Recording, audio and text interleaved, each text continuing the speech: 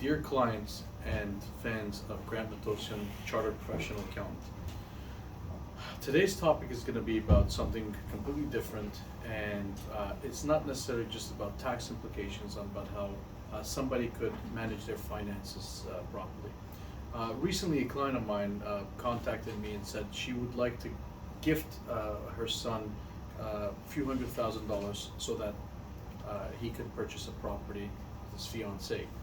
These days, it's very difficult for anybody to be able to afford ownership of a property, and we see a lot of parents digging into their pockets, refinancing their properties, selling properties that they have in order for them to be able to help their kids out with their first purchase. This client of mine had a principal residence and an investment property, and both of them were earning her great returns on her investment.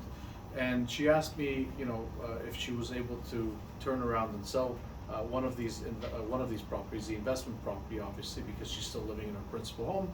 And she said, to give that amount that she's going to receive from that property as a gift to her son. Well, the only issue is that this would have triggered a very sizable capital gain, because she's had this condo for a very long period of time. And if she were to sell this property, it would have triggered at least a few $100,000 in capital gains tax. So I told her that there are other means in order for you to be able to take some money out and give it to your son. We took a look at some options, and refinancing her principal residence or taking a HELOC from her principal residence, which had no current mortgage on it, and turning around and giving that to her son would have been a perfect option. This saves her from triggering a massive capital gain on a property that is still growing, and she's able to continue growing that property over the next so many years and have a revenue source that would be able to cover her mortgage payments, property taxes, and maintenance fees. The property is in great shape, and there's no need for her to sell, dispose of that property, and trigger a capital gain.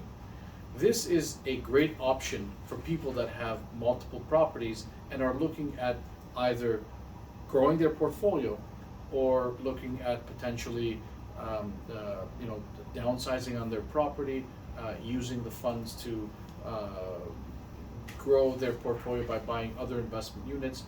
Principal residences have the capital gains exemption because you are able to deduct your principal residence exemption on that property when you sell it.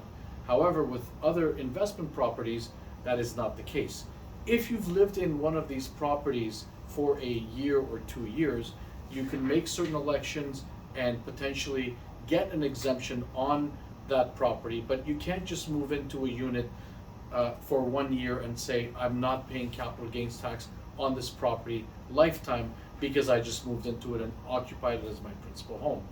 Therefore, I am very cautious to make sure that my clients are well aware of all the different rules relating to their principal residence exemptions.